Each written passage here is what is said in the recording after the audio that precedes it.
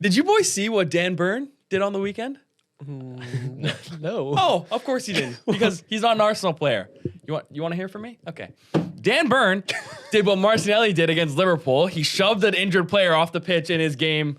I don't know who Newcastle were playing. He shoved an injured player off the pitch. He tried to pick him up, a player that was injured. But no one heard anything about it because he wasn't an Arsenal player. And you guys try to yell at me for pulling Arsenal agenda. Dan Byrne did the exact same thing. A player on the floor, he picked him up, tried to shove him off the pitch. And no one gives a fuck. But the minute it's Martinelli against Liverpool, oh my goodness, he should be banned from football. What's the explanation, lads? What's the explanation? What a fantastic start to What's this the explanation? episode. Oh Who my said God. Martinelli should be banned from football? I'm sure Twitter did. Yeah, okay. I'm sure Twitter would say anything you want Twitter to say. Yeah. Oh my God. I was so excited for this episode until you just started it. But no one. What a toxic way to start an episode. How? You know what? I was so looking forward to having our first episode, all three of us together for the first time in like a month, and you just have to shit all over it like that. But it accentuates my point, does it not? None of you knew anything about it, but he was down injured. He tried to push him off the pitch. Oh, there's not much attention, guys, to the smaller team. What a freaking shock. But Dan Byrne isn't getting criticized in the comments by media, by anything. If he played for Arsenal, he would be. If he played for United, City, No, Liverpool, no, Chelsea, no. Arsenal, Real Madrid, Bayern, Juve, any other bigger team than he would, but people don't give a fuck about Newcastle as much. That's just the honest truth. And I think it's a very simple truth, and you don't have to lose your shit over it. Well, That also wasn't the primetime game that was broadcasted. Right. It was Liverpool. I knew y'all would West come Ham. with an excuse, so I'll bow out so we can move on. But No, but it's a fact. There was Sure. less eyeballs All right. on that game. okay, sure. I'm sure people were upset with it. Well, okay. If you take the number of people that was watching that Liverpool Arsenal game compare that to the people that were watching that Newcastle Everton game, there's obviously going to be a bigger reaction on social media off that Liverpool Arsenal game because more people are watching. So do you think Dan Byrne should have done what he did? I think people were probably upset at what he did the same way people were upset at Martinelli. It's just that it wasn't that big because there wasn't that many eyeballs on it. It's just funny. It's just funny. Can you look up the clip as I'm introducing the episode? know what, I here? actually- because I it would be wrong if we didn't at least take a look at it. You know what? I don't like. I don't know if it's true. No, I don't 100% know if he was like actually hurt. Okay, so you're. No, like I think he was, but I don't know if he got. Here's the clip. Here's the clip. Here's the clip. I have it here as well. I can see it at the same time. Okay. That's what I'm saying, guys. It's not great. That's what I'm saying. Oh It's not great. god! It's not great. Like it's not great. I don't think he tore his ACL like Connor Bradley did, but Yeah, I obviously if the injury to that player wasn't as bad, then Martinelli wouldn't be getting as much criticism. But I think it was the fact that he ripped his leg in half and then got shoved off the pitch, and that fair. made it pretty bad. Anyways, can we move on and begin this episode, boys? Yeah. Yes. Hello, welcome everybody to the Six Yard Box podcast. I do apologize for that intro, although this is the kind of the tribery. What's the name for it? The The vibe, maybe. yeah, I guess so. Okay. Yeah, I'm not sure we were trying to go there. I don't know. It's the I don't know, man. Welcome everybody back to the I podcast. rattled him. I rattled him. It is. He did kind of rattle me. There you go. It is myself. It is Blake. It is European champion Antoine delivering episode 140 of the Six Yard Box podcast. Wow, And we're still today's counting it. episode, Why not? I'm kind of on and off with it. Today's episode, we are covering Chelsea versus Arsenal. We are covering all the latest in the Premier League, including United being potentially back, question mark, maybe. We are been back, previewing bud. the Champions League draw, which got done on Friday. We're giving ourselves a little bracket that's that's gonna be hot. It's gonna be hot. But I think there's no better place to start, boys, than the Arsenal Chelsea game. It's our first time back here with Blake. I want to get your kind of opinions on how Arsenal is as a whole, but more particularly in this game. There's now 10 games to go in the title race, and you're 5 points clear with the game in hand, or City has a game in hand. So we have 9 games left. Like, 'cause we you the have game in 9. hand, You have yeah. 9 games. Yes. It's been weird. That Wolves game was really hard on me, guys. We didn't pod, but if we did pod, I think it would have been an all-timer. Really hard for me to live my life after seeing what I just saw. I wish we plotted, man. It was bad. And then now ever since, I'm kind of scarred. Arsenal, for being as defensively adept as they give off, they are very leaky at end of games. And it's 100% a mindset thing because at the beginning of the season, we would go 1-0, 2-0 up, maybe concede a goal, whatever. We didn't concede goals, actually. We would hold all of our leads. We would go 1-0 up. There was no question that we would not get into the 90th minute, 90 plus 6, whatever. We would 100%. lock it down. Now, the pressure is really on, and you're seeing it even in the Chelsea game. João Pedro is in an offside position, almost scores a banger. Delap scores the rebound. Thankfully, he was offside from an Arsenal perspective. But we're leaky right now. But the performance as a whole wasn't terrible. I think I've seen a lot of discourse saying that Chelsea sort of deserved to win and played the better football. I mean, no team played good football, in my opinion. Yeah, no team scored an open play goal. It was all set pieces. Both teams were terrible. Robert Sanchez is once again proving that he's an awful goalkeeper, which he does do fairly often against Arsenal. But yeah, 3 points are all that matters, man. It was an awful watch. It was a stressful watch, but we got it done. It's yet more proof that Chelsea are Arsenal's sons over this last couple of years. Absolutely, dude. I mean, from a purely technical standpoint, what an awful game to watch. Let's be real, guys. Oh my god. It was not good. It was either something with the pitch, because at the beginning of the game, a lot of players were slipping, but I felt like so many passes were misplaced in that game. Yeah. So many passes. I think both teams came out really nervous. And I think Arsenal's downfall, if they don't go on to win this title, will be that they are not playing the obvious pass enough. Because what I'm seeing is they want to either maintain possession, or when the times get tough, they want to go long. What that does when we actually have an attack is that Arsenal will have like a Gyökeres on the left and a Saka on the right and Trossard through the middle or whatever. And like, instead of playing the obvious pass, they'll try and make the cute pass that like will get technically closer to the goal, but it's a harder pass to make, a harder for the winger to get onto. And I think Arsenal is lacking from a lack of clinicality in their game. The front four in this game was garbage, and we just saw what they could do against Tottenham. Yeah. Tottenham are garbage as well, so I understand. But there was no clinicality, no precision in anything that Arsenal did, especially the front four in this game, and that's not like them. And it's concerning because it's been an issue, especially late in games, since the turn of the new year, pretty much. Yeah, I mean, we've been talking about this for weeks now, is that your attacking production without the use of corners is to the level of like Crystal Palace, and it gets stale. And your defense is like historic, and I think that's carried you through a lot of games, like you said. And I think especially in this game, like you're seeing how reliant you are on corners, and now you're seeing how much that's turned into the meta. And all the games this weekend were so reliant on set pieces, so set piece heavy. Again, I texted you boys watching the Liverpool game. 3 goals they were up by in the first half, even though they looked so shaky, and they were all through corners. And it's like, oh my god. I'll tell you one beautiful goal at the weekend. We can go there if you want. I know. There's still more things to talk about. Yes. But like the City goal was great. It's a little. God damn it, dude. I think if Arsenal do end up winning the Premier League, they won't be memorable champions, in my opinion. What does that even mean? Like, do you? How? There's some champions. Like Liverpool last year, in 10 years, no one's going to remember that Liverpool team from last But year. who cares? There are teams that make statements when they win leagues. There are teams that don't. Yeah, but And for Arsenal fans, who that's cares? exactly. That's what I'm saying. For you don't care. Yeah. That's completely fine for you. I'm just saying for the bigger picture that is football history, okay. people won't remember this team. So this is the same way people will remember the City team if they win, by the way, unless they pull off the crazy comeback. What's the crazy comeback? Them just winning? Winning every game until the rest of the season. I guess. Okay. Yeah. But this is why I want Arsenal to like win a treble this year, just to prove this narrative wrong, because they do so many things well.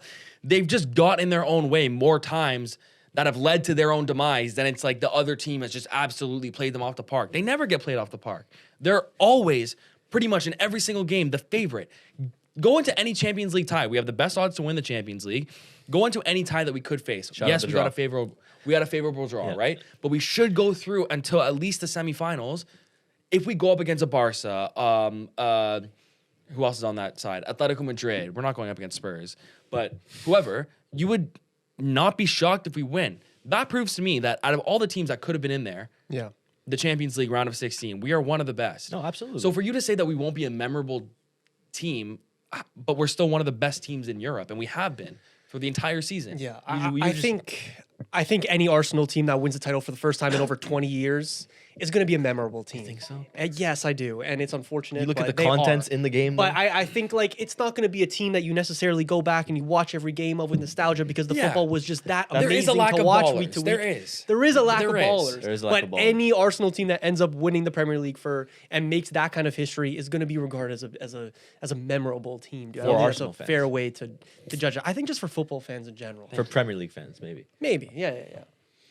Like the expectation is not to be 09 Barca, bro. It's the expectation is to win the league this year, and Yeah, that's fair. they're probably gonna do that. And their style of play as well. We've been criticizing. Me and you have been criticizing Arsenal's style of play this year heavily. Maybe more me a little bit more than you have. No, but it's justified.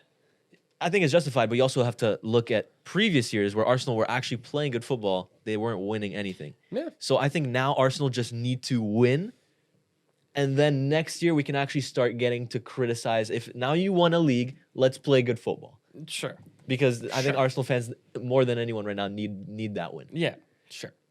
I think if you win every single one of your remaining games, you can finish on 88 points or 91 points. But that you already can't match your point total from 2 years ago, which I think is really interesting. That 2023-2024 Arsenal team, I think, is the best Yeah. addition of them that we have ever seen when he went toe-to-toe with City until the very last day. Yeah. And that was like free-flowing football. Again, weren't really reliant on set pieces. I remember from like January onwards, you became really exceptional at them, but you were a fantastic team to watch. And that was at the same time where City were kind of looked at as like the boring team. And it was crazy to see the kind of narrative switch in these past 2 years. That's actually a really good point. But again, like you have never had this issue until really this season. I think it's gone from like set pieces being an added bonus on top of your free flowing football to then becoming like really dangerous as you have the free flowing football plus being historic at corners. But now you've just become historic at corners and you've become really average from open play. Again, when I'm I watching think an Arsenal average game, is a bit harsh. no, On the ball. when from open play, when Arsenal are on the attack, I do not look at the TV. I do not look at the TV. I know nothing's going to happen. The ball goes out of play for a corner. You've gotten my attention. But before that, I know nothing is going to happen. I know nothing's going to happen. When you have Eze in that third midfield spot, you have a little bit more like dynamism that brings like an extra sort of threat to your attack. But when it's Martinelli or Trossard on one side, when it's Saka who's been disappointing this season on the other side, when it's that guy up top, then as a Premier League defender, I'm not scared of that. I'm not scared of that attack doing anything to me. When Victor Gyökeres went one-on-one against Trevor Chalobah twice, what did you truly really think would happen? Bro, I mean, like, I hoped he would do something. You hoped he would do Yeah. something. Like, But you didn't- genuinely, but you knew. Guys, your narrative on him is so boring. Well, okay, what's your verdict of it's Victor Gyökeres this season so far? Your narrative on him is so boring. He's Arsenal's fourth best striker. In your opinion, whatever. You think Gabriel He is- Jesus? You think Gabriel he is Jesus Arsenal's is better fourth than best striker. Victor Gyökeres? Then whatever. I don't even know. We only have 3 strikers. Who's the 4th? Remember last year? I'm taking Gabriel Jesus over him. I'm taking Kai Havertz Sure. over him. And I'm taking Mikel Merino over him. Go ahead. Like, I your, will. Your narrative is boring. I don't give It's a not fuck. boring. It is, bro. The narrative around Victor Gyökeres, it has now not just become, oh, has limited technical ability. He isn't as aesthetically pleasing to watch. It's just genuine hatred because you don't like the player. But we've said this all along. He's not going to blow you away with the skills. He's not going to be this Luis Suarez, Canaguero. I don't know. Like, he's not even going to be like that. He's not. I mean, he's not going to be that striker. He's From not. what you were hyping him up to be at the beginning of the season. And because brother. I want him to be that. But what he is going to be is a guy who's going to get you 20, maybe even 25 goals in all the competitions this season. He's already at, 15 or 16 or whatever? That's a good return for a guy who never really played in the top flight of the English division, has played in Portugal for his entire career, has came to the best team in the league that has never played with a striker since Lacazette in 21. And now all of a sudden, the narrative around him is he's garbage because you don't like the way he takes his first touch? No, it's not that. It's No, that. it I is. Think, I think It the is, three bro. other. I think the 3 other Sure, and strikers you're on that wrong. team. You're telling And me you're a fit wrong. Kai Havertz throughout the entire season, if he plays the same amount of minutes that Gyökeres has played this season, he would have less goals? Gyökeres is pretty sure almost already equaled his goal tally. Why hasn't he done it before then? What? Gyökeres has what? Has almost equaled Kai Havertz's top goal tally, I'm pretty sure. Okay, and then Gabriel Jesus, if he had the same minutes, Same a thing. healthy Gabriel Jesus can't stay healthy, bro. If he was healthy. If He's he healthy can't right now. Yeah, and he's not playing because he doesn't deserve to play, But bro. on a season-long basis. Bro, you could. Again, You think Victor Gyökeres with this we Arsenal can go team? circles. We can go in circles. That's fine. I'm not going to change your opinion. You're not going to change mine. I just think it's lazy for you to come on the show saying the exact same thing every fucking time, especially when just a week ago he scored 2 great goals, had his best performance in an Arsenal And I shirt. recognize that. No, but you, just like everyone else, you still try to get a little I didn't. jab in. You do, and it's I didn't. okay. I get it. You want to push the agenda. I like doing that too. I'm not pushing any agenda. I'm telling you my opinion. Okay. I think there are just certain people that you can look at and not see the technical ability. Victor Gyökeres loses the ball, And you're not with surprised. 40% of his touches. 40% of his touches leads to him losing the ball for his team. And look, when he was really not scoring whatsoever, you brought the argument that the team looked better when he's playing. I still think that's true. But we've also just talked about how a year ago you looked like a better team on the ball. With McInerney. 2 years ago you looked like a much better team on the ball. Aesthetically, but you guys, now there's two different arguments here. You, Do you were want getting more aesthetically points. pleasing? You were getting more points in those time as well. Oh my god! But the goal. Okay, are we? Who's better than us in the entire world right now? Name the teams that are better than us. Name. Go. Bayern Munich. Cool. Manchester Barcelona. City. Cool. about Objectively, they're not Barcelona. even top of their league right now. Okay, what's your point? My point is, when was that the case ever in the past years? Right. Okay. So if you want to play the card that technically we were better with him in the without him in the team, I can play the card that technically with him in the team we're a top 2 team in the No, world. it's just that you've refined your skills over these years to now but you don't have this But ability. if you are playing that What card, is your best trait this if season you that are we've been pl- saying if over and you are over playing again? that card that without him we were better, aesthetically pleasing wise, you played better football, I can say the exact same thing that this season with him and everyone else, the team, he's a part of the team. He's played most minutes at striker, and somehow, some way, we are top of the league. He's scored a bunch in the Champions League, and he scored in the Carabao Cup. What more do you want from a guy? Like, what do you want? He doesn't need to be Thierry Henry reincarnated. He doesn't need to be Hugo Ekitike, who he has the same amount of goals of, but you guys still think he's better because he looks better on the ball. Because he contributes go more. ahead, Because he sure. contributes more to Liverpool's overall attacking scheme. Sure, and Liverpool are shit this year. So I'm happy for him for playing on a shit Liverpool team If you that should be replace challenging Victor for a Gyökeres title. with anyone up top, you Arsenal have the exact same results And you know this what? season. You know what? We will never know because he's Arsenal striker. So your point is useless. He is not he's not the best striker on that team. Okay, sure.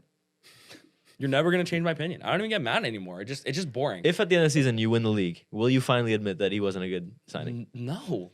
If we're If we win the league the first Because time we've I had an think- actual because I striker, think and the now he's gonna reason- say No, because what- I think the Antoine, reason that just you're let it go. I'm bro. not holding on to anything. I think the reason you're saying this is because you want to win the league and you think that if he's not there, you won't do it. If he's not there, you will still do it. Gabriel Jesus has not played better than Victor Gyökeres in an Arsenal shirt this season. And Kai Havertz has been hurt, so has Gabriel Jesus. He's been healthy for 85% of the season.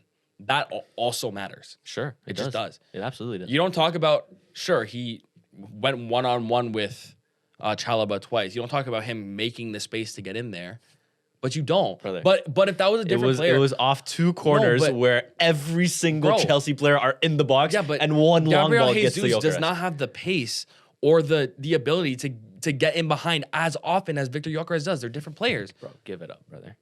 What do you mean? You don't think that they play differently? Gabriel Jesus does not like to get in behind as often as Gabriel Jesus Victor doesn't have the Gyökeres. pace to get in behind defenders. He doesn't That's have new. the. Victor Gyökeres is faster than Gabriel Jesus, and he has a different play style that actually likes to get in You're behind. acting like oftentimes he's getting behind miles defenders faster. doesn't matter as an Yeah, Arsenal but it player. creates chances, guys. You guys, you look. I give you anything, and you just shit on it. So let's just move on because we're never gonna agree. Like it's okay. Well, how do you I don't explain need his you to bad agree. performances then? Well, what's Why do I need to explain them? He didn't play good today. I don't expect him to play good every game. You know who else didn't play good? Saka. You know who else didn't play good? Eze. You don't care, but you like the narrative that Gyökeres is bad, so you pick on him. which is exactly why I think Arsenal won't be memorable champions because, Cool. as you said, their can be attackers right. are not Take- performing. Dude, take your gold star. I don't give a shit. I Okay. don't give a shit. I Okay. don't. I've been trying to move on for 10 minutes, and you keep wanting to be right. It's okay. You can have your opinion. I can have mine.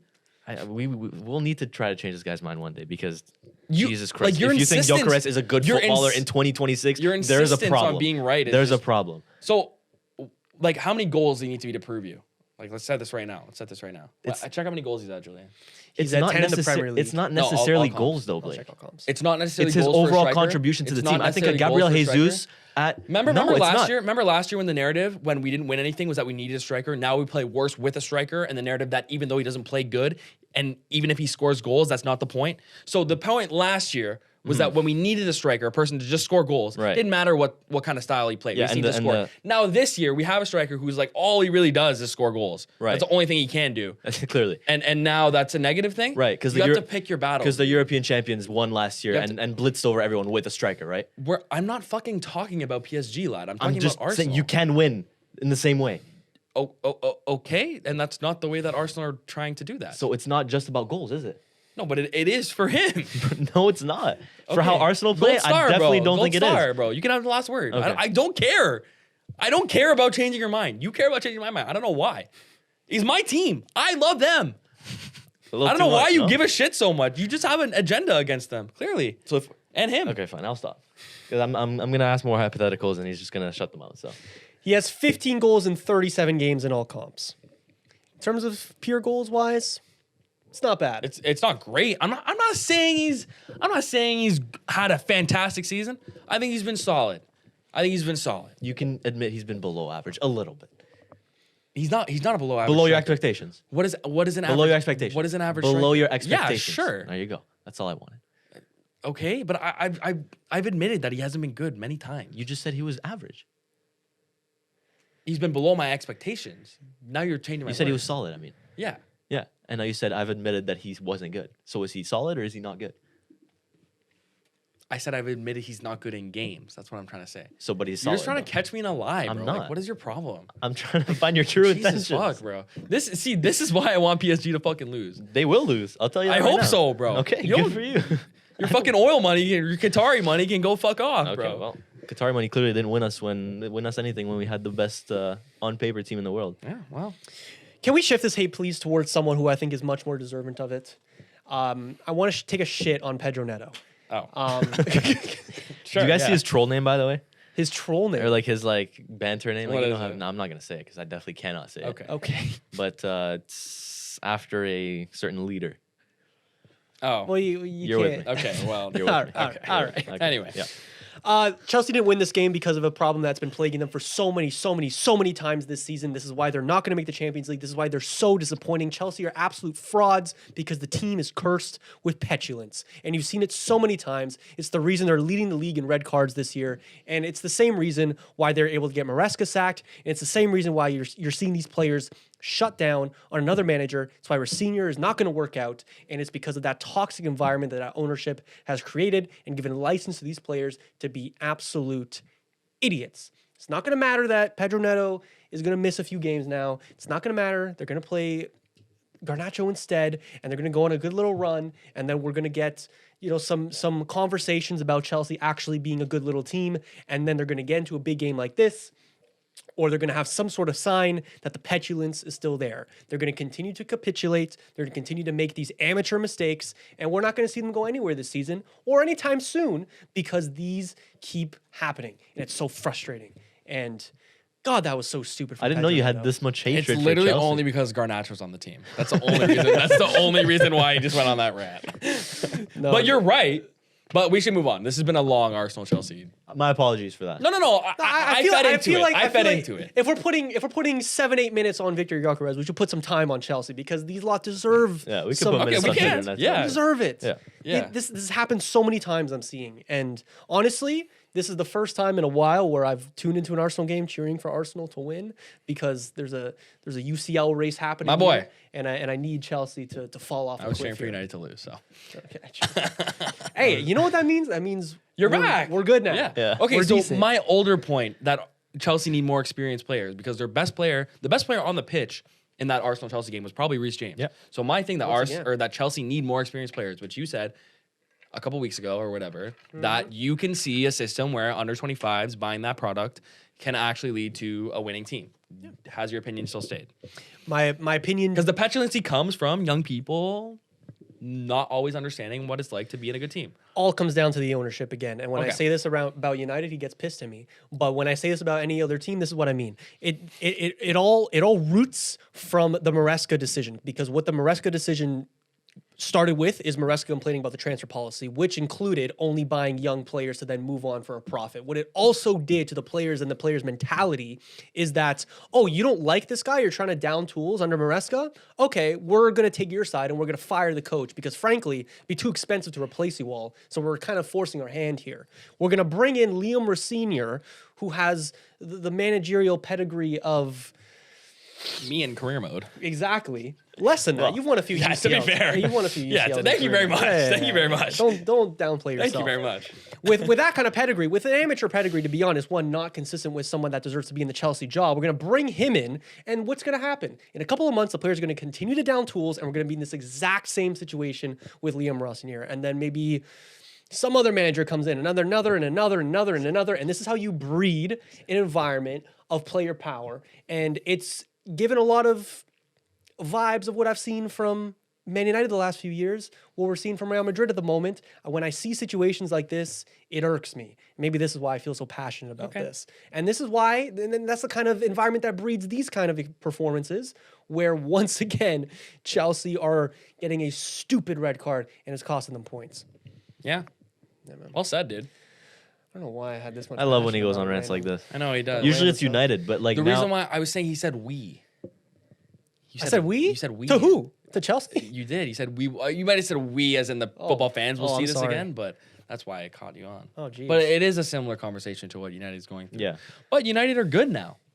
Shall we move on to that? Yes. They're good. Like, I actually want them to lose actively now. Really? You are turning on United games and you're being I like... didn't watch the United game this week. I'll be Okay, honest. well, fair enough. I was actually asleep for the first half, so I missed the Lacroix goal. I did watch back the highlights after the fact, but I only tuned in. great defending on that, eh? What's that? Great defending on that, eh? Oh, it's brutal, man. Just put someone on the freaking front post. Anyways, I only tuned in the moment that Mateusz Cunha went down for that really dodgy penalty. Bruno scored and then sparked the comeback. Wow. That was a really dodgy. Like, it was a foul, but No, look, I will say I hands will were- hold my hands up when I see a soft foul and when Yeah. I see something that shouldn't be a penalty or a red card. Like Harry and Maguire. I will 100% admit that shouldn't have been a penalty. Did and you- that shouldn't have been a red card. did you see Harry Maguire play Oh, I did acting see that. I did see with that. the high boot? I did see The that. BAFTAs were the week before or the day before or the day I did after, not see actually. that. I don't know. How long did they check VAR for on that pen, by the way? Was it long? I was half asleep when I woke up and watched it, so I'm not too sure. But it was too I long. think it was long, yeah. You know, Palace are weird, dude. Penalties are weird. No, Palace. Palace are weird. Their trajectory They are this weird. season has been such a disaster. Like, it really has been. They had so much hype. They won the FA Cup last year. Europa League, they were pretty much favorites. And then it was Eze gone, and then it was Mateta gonna go. Then he came back to the team, which no one really even talked about. Gahey as well left. Gahey left, Mm-hmm. and Glasner. The fans want Glasner to leave as soon as possible because he's already said he wants to leave himself. Yep. The entire trajectory of that team, which I thought really highly of, and they're still in a fine position in the league, I had a lot of faith in them because I thought Gay would stay till the end of the season. I thought their recruitment would just work a little better than it has. I thought Glasner wouldn't go about his business the way it has, but not to get off the United train. Yeah. But the way that the Crystal Palace season has just derailed so quickly, even in the Europa League, I think they didn't even win their first tie. The Conference League. The Conference League, sorry. I think they were qualified right away. No, but I think they just had a game. Did they just have a game? Yes, They did just won. have a game. won They 2-0. almost. Oh no, they had an easy one against. They lost. They drew 1-1 in the first leg, and then Right, that's what I was going to say. So it's been a lot of weirdness. Can you really blame Glasner though? No. because he really just said what it was. No, and he's in a hard situation. But again, ownership, wanting money, players wanting to leave. These are things we can't always control. But just the situation at a glance is tough. If I was a Palace fan, I'd be feeling pretty sorry for myself. Absolutely. Yeah, but at the same time, it's almost like the hangover from your best season in your history. Fair. And look, they're always going to be in that 10th to 15th range. They're probably going to end up like coming 12th, and it's going to be an average Palace year. That's and fair. they're going to bring in a youngster that ends up being worth 60 to 70 million in a couple of years. They're going to bounce back from this because they always do, and I think that's the truth. Julian, I'm So- gonna have. No, I'm gonna have to ask you this question every single week. I know it's coming. B word? Do you think Michael Carrick Oh. should remain What's B word? Manchester United manager beyond the season? I still don't. I think it's getting most likely that we end up keeping him, but I still maintain that I think this is a fantastic run of form, mostly sparked by individual player moments more than a tactical system that I see a long-term future in. You didn't play great in this game from the highlights I watched. Look, we weren't fantastic. We haven't been like honestly, Crystal Palace didn't have that many chances. There was a Lacroix goal, and then I think Sarr had some sort of chance that ended up like kind of disturbing Lemens, but Lemens didn't have much to do in this game. It was us with more chances. Underrated signing of the season, by the way. Keep going. Lamens? Yeah. Yeah. Still no, I can give my love to him. still no away clean sheet, but whatever. Is that true? I think so. I mean, with the that it defense in matters. front of him, Fair. I don't blame it. But it wasn't fantastic. Like I'm not seeing much like tactically. I'm not seeing much of like a vision there. I'm just seeing like some amazing moments from some pretty good players who are doing exactly what they're brought in to do. And that's create these kind of moments through Sesko and Mbermo and Cunha and Bruno is looking at his absolute best. And you know, it does make me wonder if the club is going to just go off of those vibes and keep Michael Carrick, because it almost feels disrespectful to boot him out the door at this point. But this is the same thing that was happening with Ollie 7 years ago. And I'm scared they're going to do the same thing. So you want I a project? This is the project. There's going to be a project no matter what. We're not. You want Well, if you get Champions League, then the project can really restart again. Look, Because then people want to come. the project, in my view, is it begins and ends with the board. The board has the ideal style of play and has the long-term future. Because of that vision, they handle the recruitment and they handle the idea of what tactics they want. And in that, they ideate what kind of manager they want. So the manager can come in. He doesn't have some outlandish style of play that he wants to do. We don't need to sell 5 and buy 5 to play to the version of that manager's idea. It's kind of just plug and play. It's kind of the idea that Chelsea has with Rosignor and what they want to do. But I don't hope. Wouldn't a Michael Carrick be that perfect delicate. for that situation? Kind of seems like it would. I don't know. I want someone with a higher coaching pedigree. I want somebody who I can trust more on the sidelines. Can we Give me also some names. I can't give you some names. Can we also find? But honestly, I'm a little bit worried that I haven't heard any names, because I feel like at this point we would be kind of hearing some ideas of what we want. I remember when we had Rangnick at this point, like in March, there were some names circulating. There would be nothing worse than hearing names at this stage of the season for you guys. That would absolutely kill any true. type of momentum that you guys have. Why? Because you guys are on an absolute heater, Yeah, and you any should- you rumors should of just be another thinking manager about it, would yeah. would mess with the players and the manager currently. I don't think it messes with it. Look, Michael Carrick is our interim manager.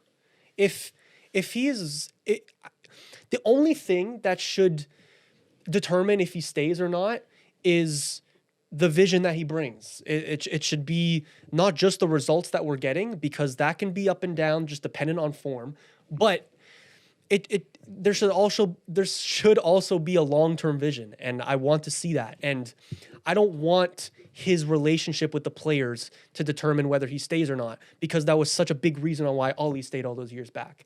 And Ollie staying in that time was such a difference between Mourinho being a bit of a stickler with the players, but not letting the players kind of have the power in the dressing room and the team. And Ollie staying, with how much of a great guy he is, he kind of let the players build that ego. And it really like cursed us for a couple of years there. It created all the bad apples that we had to sell just because of that environment of player power that was bred through that decision. And I don't want the same thing to happen. Because let's not forget, this is not Michael Carrick's first time in a United job on the sideline. He was here for years and years and years. Since then, I believe he went to Middlesbrough, and he had a decent couple of years there, but ended up getting fired. And this is his first job since coming back from the championship. From the championship, let's remember. So, like, you could talk to me all about, like, he has potential as a manager. You see some good ideas. He's bringing the United DNA back to United. That's great. That's dandy. But let's not forget the club we are. These are specialists that we should have in every position on the pitch and every seat on the sideline. Are you going to admit that Amorim was not the right guy yet? I'm never gonna admit that, dude. Okay. Wow. And that's not out of pure love and delusion. That's just out of It's like, Gyökeres delusion, like me. That, like from your perspective. So it's delusion. I was trying to get you on my side here. Sorry. No, but it's not delusion. I think It's slight delusion. no. I think All you have to do is play a 4-3-3. I think tactically there were some really, really dodgy things in there. But I think the chapter that he closed last season and opened this season, you're seeing the benefits of this year. I say this every goddamn week now, it feels.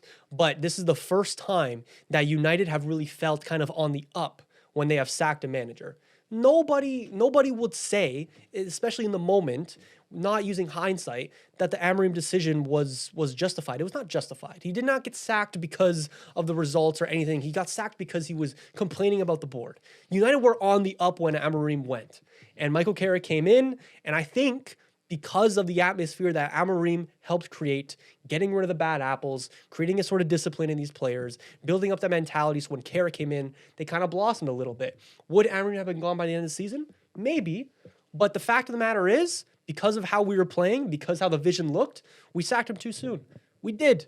You cannot tell me that it would not have worked out with Amorim when we did not give him the proper crack that we should have. Well, you guys would not have been in this position right now. You can't tell me that for certain. Well, I mean, I could tell you you cannot. because Bruno would Probably still be You playing can't. as a CDM Yeah. You can't. in a double pivot, and But it's also Let him the have idea of the long-term project that was. no, absolutely. But This, it's just look, Ollie coming in after Mourinho was great in the short term Mm-hmm. because it was vibe ball. It was letting the players go out there and do what they wanted. But there was no vision there. And it cost us for years and years and years, even though it brought us a few months of thriving.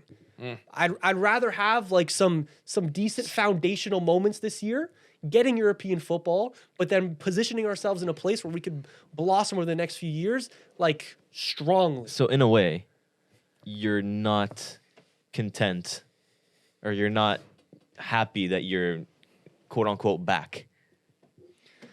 I'm happy that we're quote unquote back. I would say I wouldn't say that we can say that quite yet, but I'm happy with the form that we're currently in. Absolutely. I'm very happy that when Carrick came in, we were 11 points back from Aston Villa, and now we've just passed them for third. I'm ecstatic about that. It'd be crazy if I wasn't ecstatic about that. But I don't know. I just bring. I just want to be very like not that. But you'd rather Emotion-driven be in what I- mid-table right now with Amorim. He's putting words in our No, mouths today. you'd rather be mid-table with Amorim right now. No, I would not rather be mid-table with Amorim right now. Then you're on both sides of the stick here. Yeah. What you're saying is Ruben Amorim. You guys are making the assumption that we would be mid-table right now if Amorim was here. How can you tell me that? Because all we can take, How can all you we tell can me take that? is the one reality that Ruben Amorim did not coach you guys to be a Champions League team, and Carrick, who is doing that. So what you're saying is Ruben Amorim's Manchester United would be in the same position that Carrick's United are in. Yeah. So we- you're making the assumption that you guys would be top four. It's the same argument. You know what? Look, it might be like Game's gone. 4 or 5 wins out of 7 rather than 6. Fine. And Bruno would not be playing this well if he was playing in the 8 rather than the 10. I totally give you that. But I put the long-term vision in these things. Like, would we be worse off right now? Maybe. Would we be better in 12 months? I don't know. The Amorim conversation is one that we cannot have for at least another, like, 8 to 12 months. Fair. Because these are long-term things we're talking about. It is. If you had told me in March of 2019 whether I would rather have Mourinho at this point than enjoying Ollie's run, I'd sound crazy if I said, well, we might regret sacking Mourinho. But we ended up kind of regretting that we sacked Mourinho. We did. Because of the long-term play that keeping Ollie around did. Wasn't smart. It was too short-term. I don't want this to be a short-term move driven by emotions over anything. That's it. Okay. If this continues and if I see a long-term vision there, then I'll feel okay about it. I don't know. Fair play, lad. I like that last bit you made Look- there. That last looking- point. I'm just trying to not catch you in any hypocrisy. Yeah, we don't want to get And you I say slaving this here. same thing every single week. You kind of You tweaked it a little this week. yeah, it was a bit much, but No, you asked me supplemental questions. Yeah, which made your answer poking the bear. change. Yeah, How? The top 4 assumption part. yeah, that was kind of crazy. But anyway, I don't know. How man. long have we been planning for so far? I feel like it's been a long I feel like one. it's been a while. Yeah. But it's okay. We're at 39 40. minutes. okay, It's that's fine. fine. Across Manchester, lads. Let's go across Manchester. I want to hear your boys' opinions about Manchester City. There is 10 games left, at least for them, in this title charge. I think we are approaching the run-in. Yep. And Well, we are. Are we? Because the run-in Are we? Are we? the run-in I'm used to, is City dominating Yep. every match they get to from game week 25 to 38. They're not dominating It's every the same match. argument as Arsenal. Both teams now just need to get the win. Doesn't matter the way they do it. 100%. But people are talking about this narrative of Arsenal looking frail and Manchester City being the ones who have all the momentum. Yeah, they had a bad couple of games where they drew 2 games where they shouldn't have. Manchester City have not looked like this unstoppable force. They scored 1 goal against Leeds. Dominic Calvert-Lewin had a huge chance to In like the third minute. the third minute to get that game. There was a penalty shout. There's a lot of different ways that game could have gone that go under the radar. They play Forest in their next game. That's not an easy game. They're at home, sure. But Forest is not an easy game for City. Didn't they beat them a couple years back as well? A couple years back, brother. Bro, Who do you think I am? you guys don't think No, that no, but I was... these players have that in the back of their mind. We beat them before. We have their number in some case of the word. Yeah. I was saying the same thing. Like, this is not the same City team that everyone is calling inevitable. The core of that team has since left or regressed to a significant level. This City team, everyone is hailing as Thanos in Infinity War. He is inevitable. He's not inevitable. This team is doing not that? inevitable right now. Who's doing that? Everybody. Everybody. I'm sure somebody on Twitter is Bro, saying yeah. But this is not the same City team. I have so many questions around the City team. What is their best system? Who's their best 11? Who is coming in here outside of Holland and producing goals every single week? Like, is Nico Semenyo, O'Reilly I gonna guess. continue this goal scoring form? We have to play striker Who's in this injured game. now, so probably There's not. Yeah.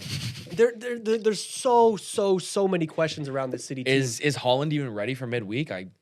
I hope not, for my sake. And look at their schedule. They have two They have legs a against much Real harder Madrid. They have a schedule Carabao Cup final than in there. Arsenal They have a run in March of like 6 or 7 games in there that gets crazy difficult for Yeah. them. And it's going to be tough. It You is can't gonna be balance the tough. Champions League, going for the FA Cup, all of that. They need to sacrifice something because I'm telling you, going band for band with Arsenal, this City team is not going to compete. I've been telling you, I hope you're they're Fugazi, they're Fugazi, they're a little. Well, they were Fugazi at the beginning of the season, and I think that's why you think they're not as much of a powerhouse as they were. I cannot believe it. I said this last week. There are players in that team that are starting to ramp up their level to like a very, very good level at the perfect moment in the season. Rodri is finding his great level again. Mark Gahey seems to be the fucking signing of the season at this point because this guy seems like he's been playing at City for 2-3 years, the way he's just so composed back there. And that's enabled Ruben Diaz to play better. Mateus Nunes, who I've been shitting on for his entire Man City career, is genuinely looking like one of the best right backs in the league right now at the moment we're talking.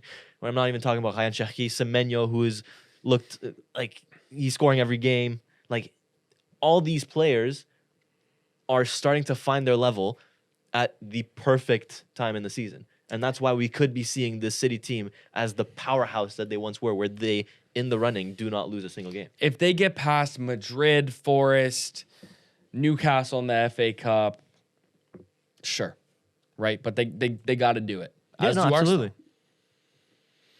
I don't believe, man. I don't don't believe? believe. I don't believe. I think this is Arsenal's year written all over it, and I think City. I don't just have believe too many that questions either, of. but like fully. You don't believe it's Arsenal's year? Well, right I'll now? believe it when we lift a No, trophy. bro, Right. the quadruples on. Did you see I don't know who said it, but like you have to practice going like this. I don't know who said it. But apparently Arsenal fans haven't won a trophy in so long that they need to get used to lifting the. couple of hot Like, raises? yeah. yeah. No, Bombed. that. bombed what? Like that joke. It was not a joke. It was actually said. I know, but like it was clearly anyway. What? Never mind. I was asking you if you've seen it. I have not. No. Okay. No. Like, lads, their last 3 games have been Salford, an injured Newcastle at home, and Leeds away. Like, you would expect them to win those games. We have Newcastle coming up soon. You expect us to win that. Hey, man, I want to say as well, this was at least before the Leeds game, but they're vastly overperforming their XGA. They're almost conceded to They're Leeds in the first overperforming 30 their too. XG. That's what I'm saying. I've been looking at the XG. I was harping on the XG train a lot with Aston Villa, and they were overperforming their XG for so long. And I was like, just wait, the data does not back this run of form up. They're going to come nerd crashing over down here, bro. soon. And now look at them. All and now I'm saying the same thing with City. I'm just saying, watch this space. All right, they're making too many defensive mistakes. They're looking too open in midfield a lot of the times, and I'm just saying some team is going to catch them. All this XG talk, you'd think he'd be half decent at FPL, but He is half I am decent. half He- decent. yes, We're all having good you're seasons. third I am out. You're half third out decent of fourth. FPL. All right. We talk about Shaki. Talk to me about I mean, Sure. Please. what do you think of Shaki? Like, I've said he's good multiple times. Is he the best signing of the season? oh, for the value, absolutely. Actually, No, Mark just Gay was 20 million. straight- Like, I have a problem with watching football. Like, it's become a genuine problem, and I don't think there might not be a fix. The same way, like, this is gonna sound crazy. The same way a drug addict is addicted to drugs, I'm addicted to watching Cherki on the ball. The level. No. of That's not even glaze, like bro. I recognize that it's glazed, and I seriously, I just like I'll be making food, and like I'll have to pull up like a Cherki comp on my phone. It's actually no, it's bad. Yo, are we? And I allowing agree, this? I agree with you that it's bad, but it's like, bro, it's like the things he's doing. Come on. I need my nightly Checky comp. That's It's something I never thought I crazy, would bro. do. Your nightly daily Cherky. dose of a Checky I comp. need a Need your daily, Cherokee hit, bro. I need that daily dose That's of Cherki comp. crazy And work. like when he gets subbed off, I get sad. Let's just remember that he played for a league rival, let's say, in Lyon, and now plays for Nah, PSG's too good. They don't have league rivals. plays bro. for one of the most hated teams probably of the Yeah, he's French. 2010s. He's French, brother. Is he French? He's French. Yeah, he is French. He's born and Don't- raised. don't pull that He's card. born He's and raised in French. France. He's I thought he was Algerian. Yeah, he but, has Algerian you background. know- Yeah, he could have picked between the two. Potato. Yeah. You know, But, like- Cameroon, France. You know. And like it's become bad. Like I get sad. I can tell. That's awful. I There's mean, not- that's how I kind of feel about Gyökeres when Not he a scores, word so of I guess it- sarcasm in There's know. no. that sense, by Like the I'm way. not even. I wish I was joking too. I know that is crazy. Which is why you're a City fan, and we understand by proxy through him. Like before bed. Shaki comp. Little tug lad. No, not. I mean, come on. Too far. That's too sorry. far. Like I try to look how he's doing in the half space. Could I load up a Checky comp on YouTube that you haven't watched? No, There's like no if you way. pull up a Shaki comp, there's a great chance I watched it, and like I'd be able to tell you what's Every next single one. Ew. on the half turn. It's Oh, just Jesus. disgusting, bro. What's his best attribute? I think what's not been talked about enough with Shaki is his poise and his calmness on the ball. No, seriously, you guys. I mean, now you guys are laughing because you feel like I'm doing too much. I'm not. No, Now we feel like you're doing too much. This. All right. I think I'm we've saying- crossed the line here. The amount of pressure that City are succumb to in a game What pressure? Oh my god. when they're passing the ball around. bro. They have pressure. They have pressure. Let him finish. Ryan Cherki is always the He guy. might finish. I'm worried. Ryan Cherki is always the guy that wants to be on the ball at all times because he has that ability to calm it down, to slow the game down a little bit, absorb pressure, and then once that pressure comes, leave it and pass it off to the best option. That's one of his traits that I think is not talked about enough, and clearly because you guys are. I mean, this Alright. guy specifically is delusional about this. I think that footballers I'm do, where delusional. they take the ball and they pass And they it. they turn and they pass. Like I it, put him yeah. in the same basket as Pedri and Yamal in terms of final third decision making. I seriously do. He's not way off, but just half a season. no. It's been more He's been than around half a for more season than that that. I've been watching it. Maybe one season. But he has leveled his game up tremendously. For sure. From For last sure. season. Let's see if he keeps it Absolutely. going. Because like Foden has done stuff like this and has taken a step back. Saka has been one of the best wingers in the world, has taken a step back. Like, let's see if he continues it. That's all I want to see. How's his mentality? Something that I'm worried about. Like, He- what's the trajectory? Like, is he gonna be like on a type of Hazard run where he comes back to preseason and he's a little bit overweight No, I and don't it's think kind of so. I think- flip-flopping? Like, how's it gonna be? You know, I mean, I can't. There's no way I can predict you this. haven't listened to the interviews. Like, what's the Oh, kind of gauge? I that you're dabble in the getting on? interviews for sure. I'm imagining that you have. That's why I asked. But there's less of them nowadays because he's in England and he doesn't really speak English. Oh, I see. But like, so it's really just the Lyon interviews that I've been watching. Or like, what are you gauging from those? you can tell he What's his personality? you can type? tell he gives the PR answer, right? But then I try to look at like the behind the scenes content. Guys, what are we fucking talking about right now, bro?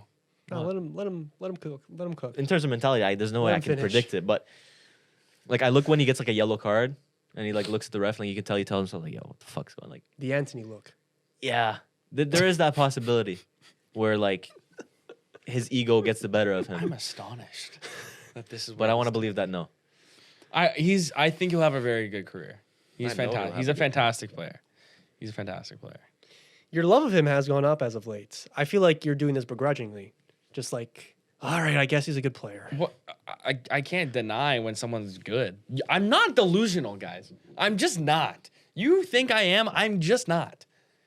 Like, I'll be on the shitter and then like, Okay. Shahikam. Well, this is where it gets a little bit weird, but that's okay.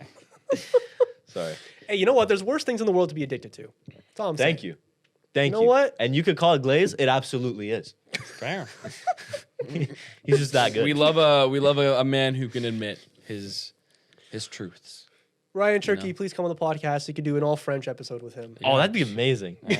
Well, there you go. What else happened this week? Lamine Yamal hat trick. Oh, speaking of Glaze, wow, what a player, man. See, I forgot how to do. Taking him like 100 games to do what Gonzalo Garcia took 20 to do, but good job to Lamine Yamal, I guess. I like that agenda. I'm just trying to. I like that spark a agenda flame, push. I like that. I'm just trying to start something. What is? Wait, are Barca top again? They are top again. They've been top again. I on, don't know. Blake, keep up. Their lead was kind of like dwindling a little bit, but their lead is still top. God, Madrid, bro. You guys are Well, terrible. they have a game in hand technically because Yeah, but they're still 4 they're points playing ahead. tomorrow. They'll be 1 point ahead if they win tomorrow. Yeah. Yeah. Yeah, they looked fantastic. Lewandowski got another one at the end. It was They looked- initially called offside. It was a I don't know how that 2-1 called game, offside. and then All I'm it saying- could have very well been 2-2. Good matchup for Arsenal. That's all I'm gonna say. Yeah. Barca's a good matchup for Arsenal. Yeah. I see it a lot. How are they on corners? Not good. I think that's the only thing I'm Not really, good. Not good at all. I did some research, because Yeah. I'm really locked into my Arsenal team. Right. Because Would you rather play Barca in the Champions League or Atleti? Would be worse for Arsenal. well, we beat Atleti 4-0, so I don't know. Fuck, you did be Atleti 4-0. I want to smash my head through a freaking table. It was a different my Atleti. God. It was a different Atleti. I will say, Like if you said Barca Chelsea, probably Barca more than Chelsea, because Chelsea. This is like the 4th time we played them. It would be if we go up against them this season, and Yeah. it's 5th time actually. So I don't know. you've It's a weird also- one. Yeah, I Not think to you're make gonna it be about fine, Arsenal dude. again. but- No. I admit it's a good matchup for you. If you or Barca, if one of you just are not in that semifinal, like it's a There's Crazy. something went wrong, But- very wrong for one of those teams. Yeah. Leverkusen and then either Sporting or Bodo Glimt. You guys are fuck, man. We can get into it if there's if we hit everything we needed to hit. In terms of fixtures from this past weekend, you said there's a very interesting one. Spurs are shit as always. This is what I always do every time. There's You guys that are too. fucking awful. There's You're that gonna too. get relegated. Igor Tudor is a fucking. I don't know anything about him. Hasn't earned a point yet. Well, yeah, I know. Didn't he fail at Juve? Is that like the Don't whole? you feel bad thing for him? there? Absolutely not. Or like any manager that Bro, gets in- they are obviously getting paid you won't. so much money to take on a job. I don't feel bad for any of those motherfuckers. Okay. Okay, you wanted to subject yourself to the culture of Tottenham Hotspur for and- half a season, by the way. He's an interim man. Yeah, but He'll be fine. you know what you're getting into. All you have to do is win 2 more games and you don't go down. Like much. literally, win 2 more games out of the next 9 and you'll be fine. So I have no sympathy whatsoever. You can't get that team to win 2 more games.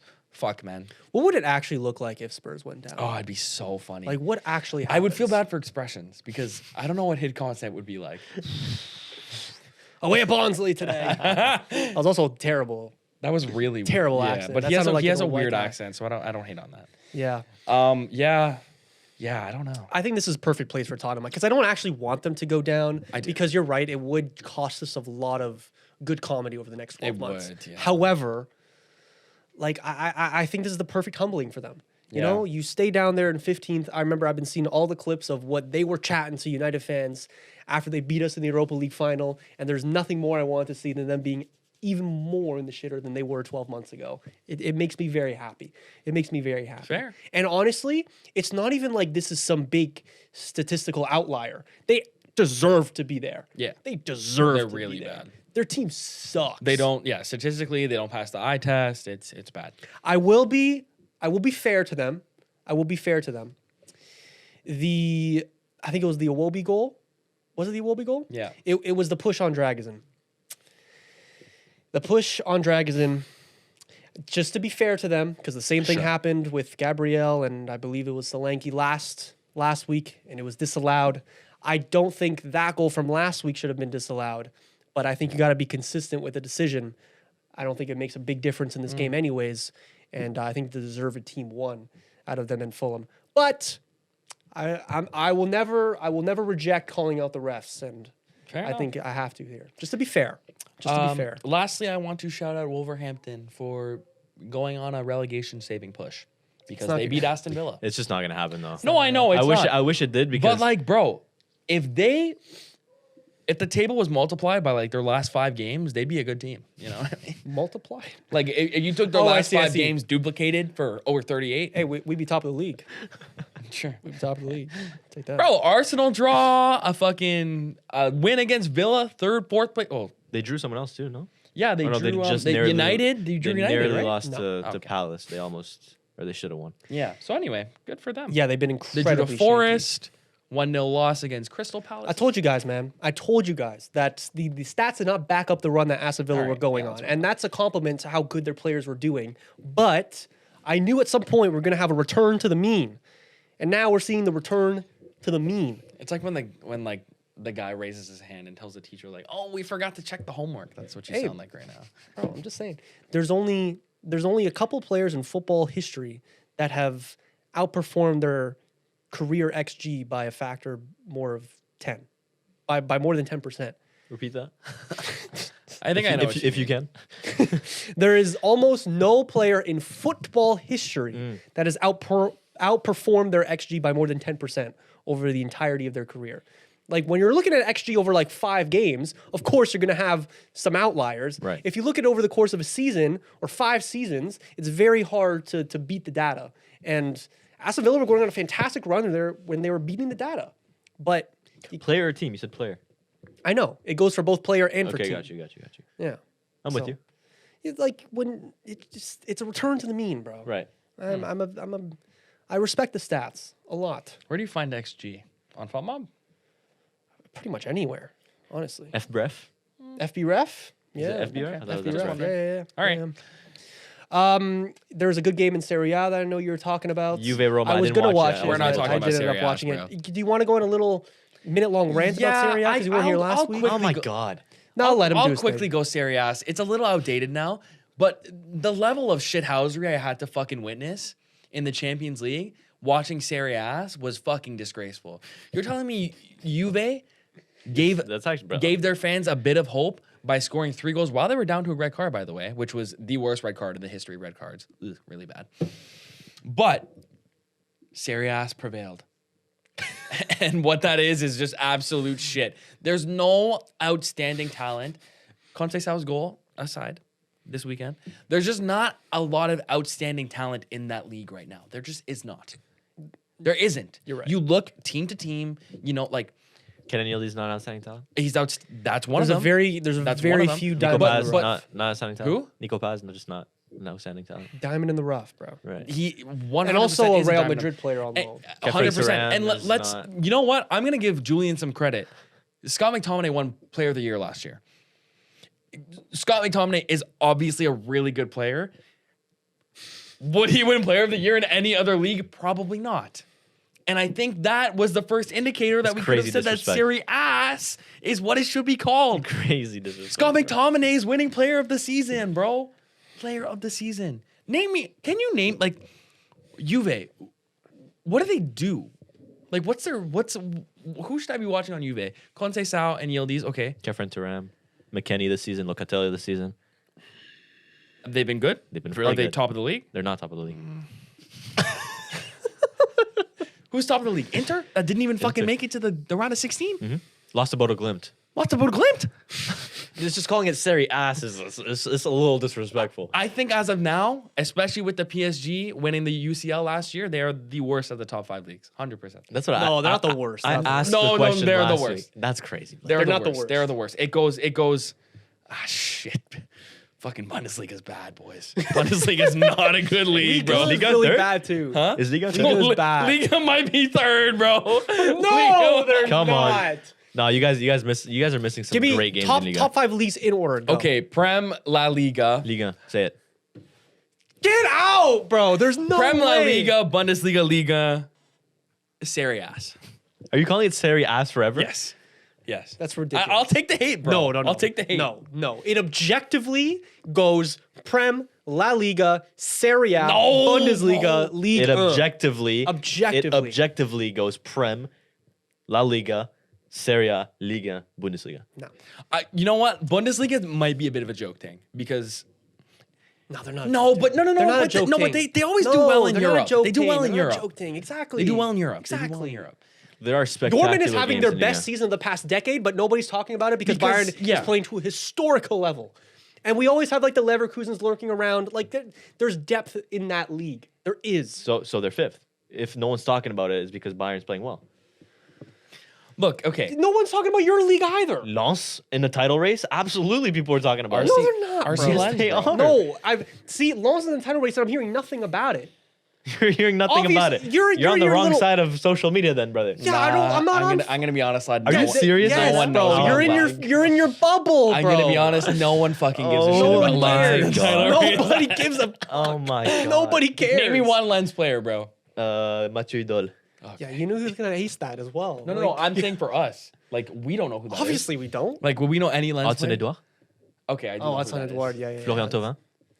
I- Alan Saint-Maximin. Hey, Marseille legend Florian Thauvin. I know you Fuck like you. that. How's he still kicking? How's he still kicking around? How old is Saint-Maximin? he now?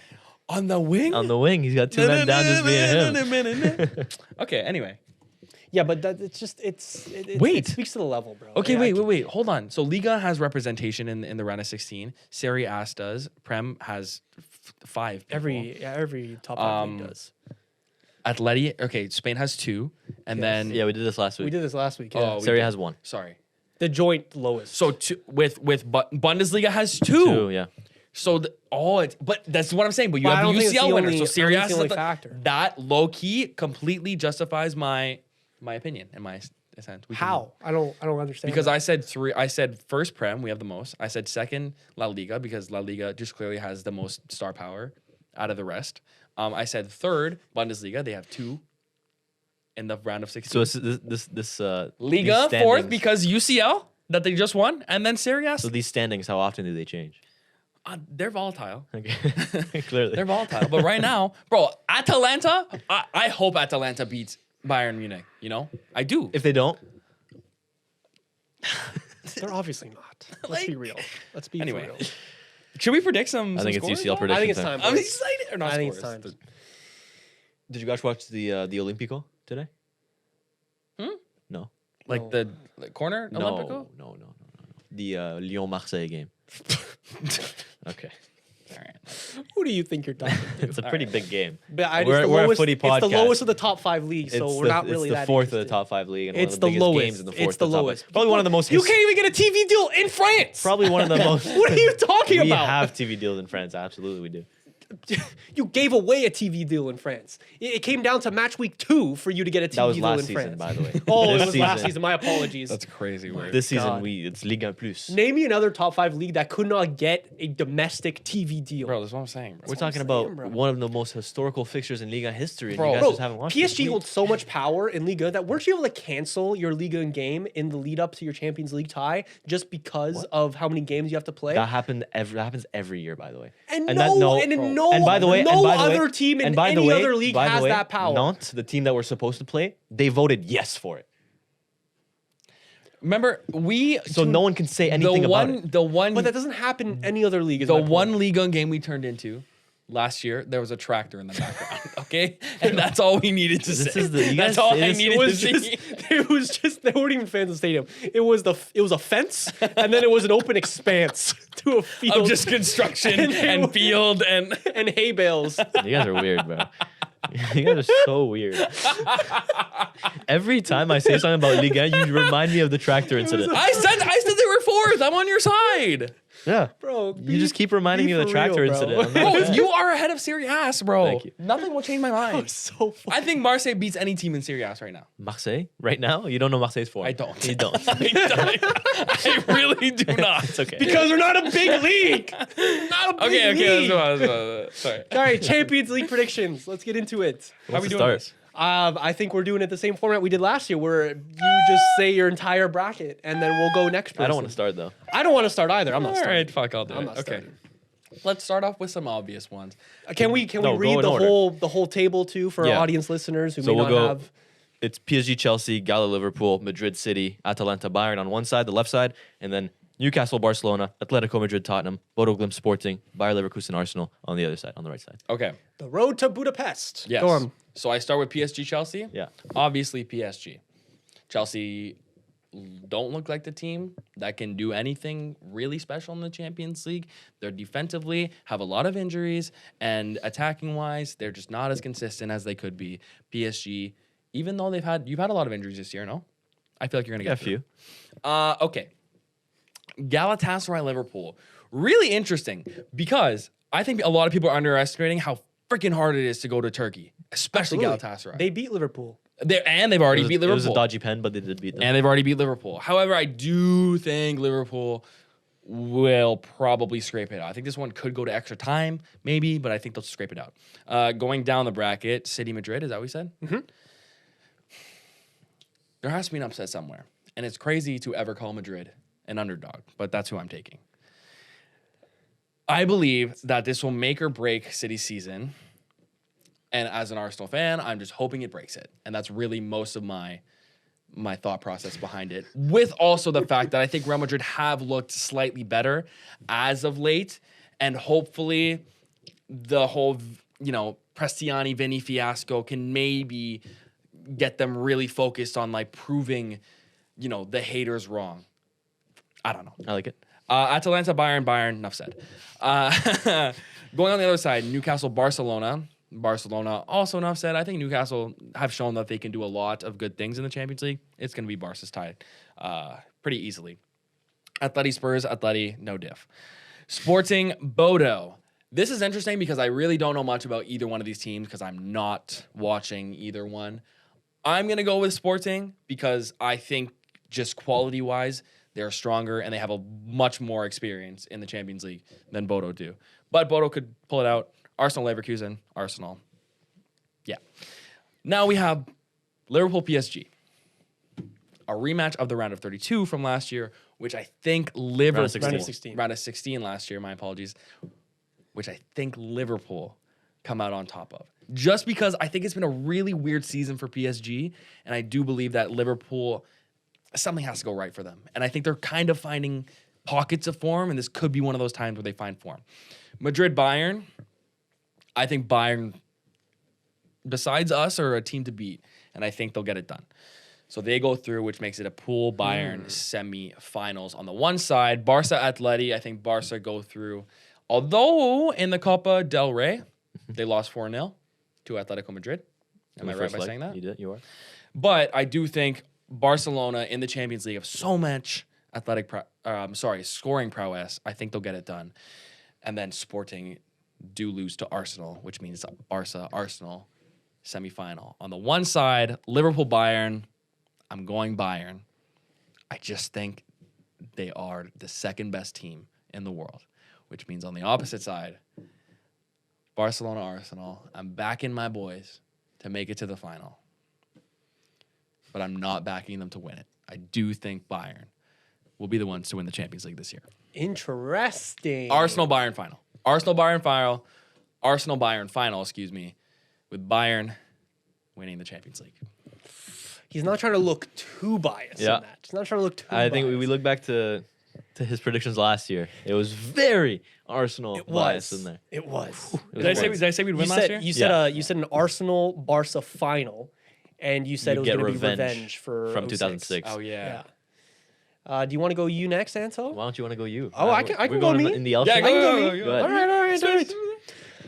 PSG, Chelsea. I think PSG have to win, especially with how embarrassing Chelsea's latest run of form has been. Galatasaray, Liverpool. I'm going to say there's an upset. Liverpool really struggled in Turkey last time. I think Galatasaray gets past Liverpool. And I don't even think, especially at home for Galatasaray, it's even that close. Real Madrid, Man City. I think Man City wipes the floor with them. I think Man City have kind of got the best of, I shouldn't say got the best, but I think Man City's hitting a really good run of form right now. And I think Real Madrid are really trying to focus on too many things at once. And they've been way too unreliable so far this season. So I just have to say Man City. Atalanta, Bayern Munich. It has to be Bayern Munich, right? All love to Atalanta, but this should not be a competition. Yeah. Going over to Newcastle, Barcelona, again. They played already in the Champions League. It should be Barcelona. It should be a little show from Marcus Rashford, and it should be a pretty easy round of 16 for Barcelona. Atleti versus Tottenham. Lad. I think this will be very, very close. It could even come down to a penalty shootout, but I think Atletico Madrid are going to go through against Tottenham.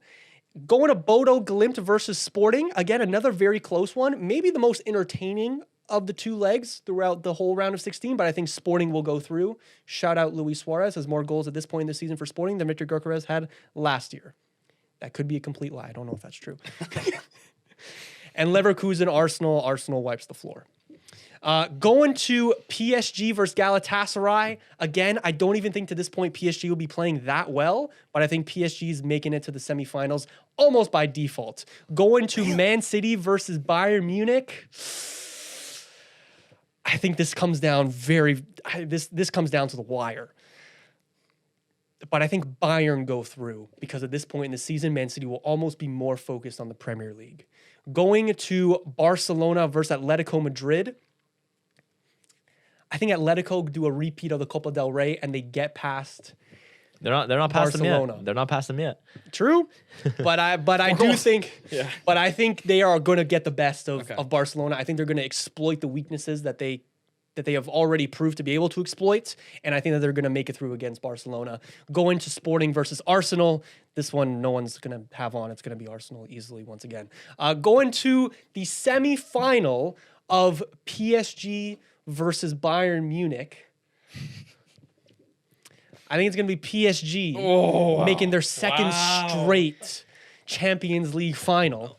And on the other side of the bracket, it's going to be Atletico Madrid versus Arsenal. And once again, it's going to be Arsenal getting the best of Atletico Madrid this season. And it's going to be a final of PSG That would kill us. and Arsenal. I would hate that. And we're going to watch it live on the podcast here before you guys kill each other. Would we actually watch that live? Like, I don't know. would we do it? We didn't want to watch the semifinal live. No, so. you I didn't. know. I don't know. In the Champions League final between PSG and Arsenal, I think Arsenal will win it. I think Arsenal's going to win the Champions League this year, and it pains me to say that so much, but I just think it's their year. I think maybe they lose out in the Premier League, and I think maybe they make a run in the Champions League. And this guy is annoying the fuck out of us. And Victor Gyökeres is gonna score the winning goal. Oh my god! Swear to God, bro. If that happens, we're never hearing. And I the end have of to it. call him European champion. For Oh my god! No, you don't. No. Yeah. No, you don't. Yeah. No, you don't. You might even have to call me treble winners. You never know. No, let's not get ahead of myself. You're getting a little too ahead of you. You know what? I like your bracket a lot though, Julian. I think it's very well spoken. I think your takes were great. Purely off And- the cuff. Yeah. All right. Is it my turn? Anto. Yeah. Go All on. right. PSG versus Chelsea. PSG versus Chelsea. I think it's going to be PSG just because of how technically limited Chelsea look right now under a new manager, Liam Rossignol. They don't look that good. I think PSG is going to do it. Then Galatasaray versus Liverpool, a harder fixture than many people predict it to be because it is very hard to play in Turkey, as you said. I think it could be close after the first leg, but I think at Anfield it's going to be Liverpool that take it. So I think Liverpool will go through there. Then Real Madrid versus City. This fixture we see every year, apparently. I know, right? It's crazy. I know. I think Manchester City narrowly beats Real Madrid. Maybe they go to extra time. I think it'll be close. Then Atalanta versus Bayern. I also think this one might be a little closer than people think. However, I think Bayern will beat Atalanta. To the other side, Newcastle versus Barcelona. Although it is very hard to go play at St. James's Park, Barcelona have already beat them there this season. I think they will do it again, and I think they will go through. Atletico Madrid versus Tottenham. Let's not do too much here. Yes, sir. We're talking about a relegation contender. Yes, sir. Yes, sir. We're going to take Atletico Madrid. Then Bodo Glimt versus Sporting. I will take Bodo Glimt to continue their fairy tale run. Valid. It's very, very hard to play in Norway, and I think Sporting are going to struggle. Although it's very impressive what they've done to get in the top 8 as a Portuguese league team. Very commendable. However, Bodo Glimt to the quarterfinals. Bayer Leverkusen versus Arsenal. Arsenal win. I don't think there's a lot of things to say there. It would be a shock if they don't. Then to the quarterfinals. PSG versus Liverpool. I think it's going to be PSG once again. They have what it takes to exploit Liverpool's weaknesses this season. And I think as the games start ramping up, PSG's form will also start ramping up as well. Then Manchester City versus Bayern would almost feel like, I don't know for you guys, but for me, it would feel almost like a final before the final. It's two very good teams. Like it's two of the best teams this season, even if City aren't spectacular by any means. I think at that point of the season, if all goes well for City, they would be looked as Champions League favorites. I think this is the one I've been torn between. I have Bayern written down here. I don't know if I want to switch it. Wow. I'm going to take Manchester City. Wow. I think Manchester City get over Bayern Munich in 2 legs and move on to the semifinal. On the other side, Barcelona versus Atletico Madrid. I want to believe in this Atletico Madrid dream because they are a very good team that can make it far. However, I think they've been a little bit hard done by in this draw, having to play Barcelona in the quarterfinals, and Barcelona will prevail. Bodo Glimt versus Arsenal. It's going to be Arsenal once again. Easiest run of all time to the semifinals. I can't recall an easier time. On to the semifinals. PSG against Manchester City. And I think Manchester City do it. Oh, you bastard. I think at that point of the season, Manchester City will be the Manchester City we all know and love. I thought they already were. Love? I thought they already were. Well, continuing with their Right. quarterfinal success, they would have ramped Know up and enough love. stamina. Why are you Maybe not know and love. But I think at that point of Okay. the season, Manchester City are just going to be too much for PSG. And PSG failed to defend their Champions League title. And then Barcelona versus Arsenal, I think is the perfect fixture for Arsenal. We know how bad Barcelona is at defending corners.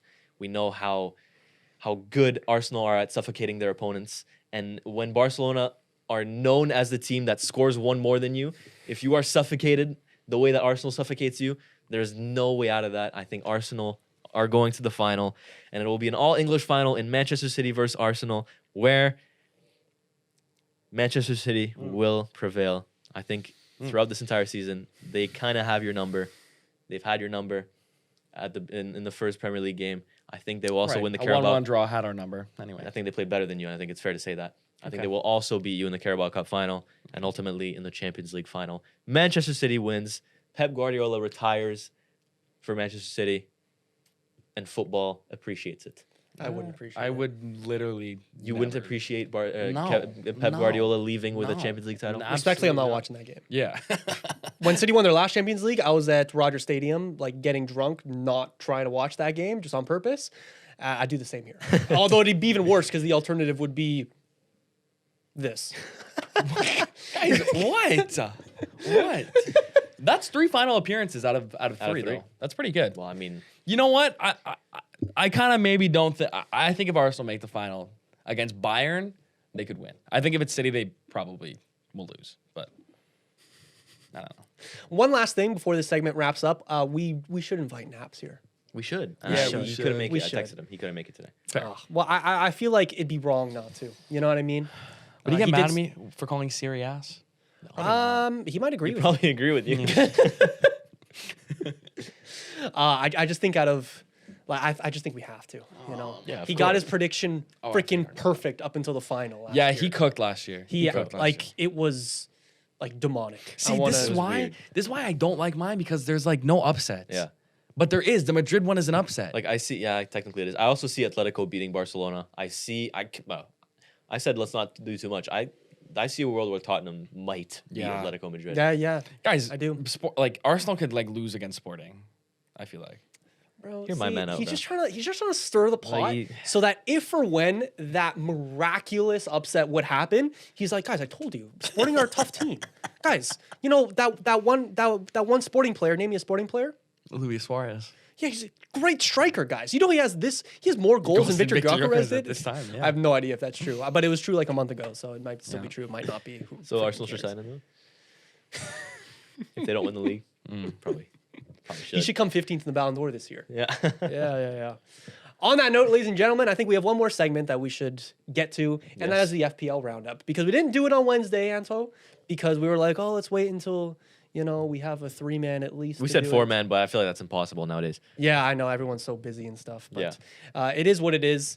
I feel like I also haven't done these in a little while, and I mean, I'll be that good at it. I feel like you're the best at kind of running through these. Really? Anto. Do you want to? Yeah, do you want you to do it. Do you want to take it away? Are we going by game week this week? Of course, we're going. All right, we're going number 4 this week, and number 4 in the overall standings, Mr. Take a guess. Puffin on Zuby with 62 points. That's 9 above the average at 53. Dubraka with a stinky 0 against Brentford. You didn't want to start Robert Sanchez? Not really. He didn't want to start Robert Sanchez. Gabriel with a 9-pointer. Virgil van Dijk with a goal, 7-pointer. Semenya with another goal, 8-pointer. Bruno with a 13. Thiago with a 12. Ultimately, you had Holland captain and Thiago vice captain. Okay. So didn't get the most out of your captain there. Ends with 62 points and is still 4th in the 6YB Year 3 league. Can we get a quick thought from the manager about how your season is progressing so far? I think in a vacuum, it's been a really solid season. I think when you look up against what I've been up against, which is one of the best performing leagues that we've seen of the 6-yard box, I think it's hard. It has been a very competitive I think league. it's been hard to be fully, Then again, if I was the manager of this team, right, I would wake up in the morning, look at the standings, and I would see 1 million overall rank. At that point, something needs to change. 1 million's like top 10%. It's not something you should be proud of. It's top 10%. It's- And I think the manager has other priorities. I think he has like an outside, the real world. We some must might say. not forget that at this point last year, the manager had already thrown the So towel. it's So it could be looked at as an incremental improvement. Yeah. Yes. Yeah. So maybe in 4 or 5 years, we'll be looking at Third top, place. top 100K. Potentially. Yep. Yeah. I think there has been improvement from the Puffin on Zuby manager, but there's also been improvement from every other manager in the league, which was to be expected. And the fact of the matter is, your improvement has not been on par with the rest of the league. Fair. So, And I've accepted my fate, but I'm still playing. there's also been a conversation about the punishment this year because we've had a punishment every single year where at least the It should bottom, go to Miles. by the bottom placing team every single year should wear the No, jersey no, of the no, rival team. no, And it was just a no, foregone conclusion that no. was going to be the same Yeah, thing but this I'm year. the only one but that- now there's been a protest to the Yeah. administration Yeah. from Puffin on Zuby trying to get out of Near the riots, fourth by the place way. Near Because, riots. because I already did the forfeit one. Let's be creative and be content creators that are better than that. Then give And me an two, idea. the one person who doesn't show up is just going to get off scot-free. I think we have talked about taking away points. There is fair play rules that need to be enforced on the league, okay? Who should get points deducted? I am talking about The guy that's 100 points ahead of you. Yeah. Yeah. How many points should be deducted? Just curiosity there. like 300. Okay. I think so. Right. I think so. So we're biased. We keep adding for unexcused absences. That's just my thing. Anyway. Shall we move on to number 3 of the week? Let's move on to Speaking of the number devil. 3 Teta penitentiary. I can never say this right, and it just ruins my flow. Every time I do these, I'm in flow state up until this name. It really just pisses me off. 70 points on the week, 53 average. That's approximately 17 points ahead of the average. Game week rank of 2 million. Awful. He has Matty Cash for 0 points. I don't know why he still has these guys.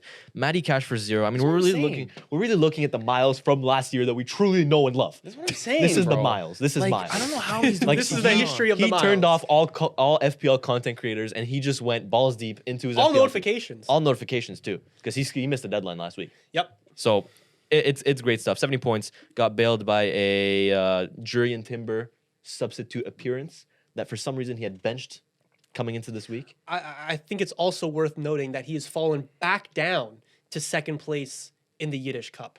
Oh, I was gonna say I thought you were gonna mention He's a little bit under the 6YB cosh. league, but He's a little bit under the cosh. This is like Unai Emery really overperforming with Aston Villa despite the data and despite what history would tell you. Yeah. And now it's catching up to him. This is what we call a return to the mean. absolutely, we're talking about Nottingham Forest last year, maybe. I think we're on the same scale. Exactly. Sheffield United. And he has a lot of Sunderland at the Aston Villa in beginning of his the season. team.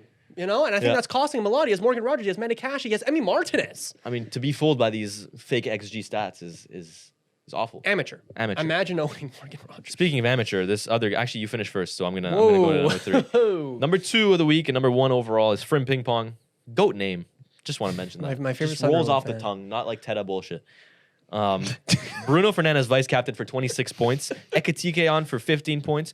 2 transfers this week of Ouattara Dango and Igor Thiago, both delivered. Great 5 and move. 6 points. Thank you, I appreciate it. It was 3 minutes before the deadline. I had Me too. other stuff to do. too. Enzo Lefebvre coming off the bench for 2 points is not something we like to see, but 80 points on the week, we absolutely take that. Takes us into 10K overall Wow. and 50 points up on second in the 6YB league, I think. Wow. And then the first one in the week, Mr. Damn Danso. Also easy to say. Is Danso even playing?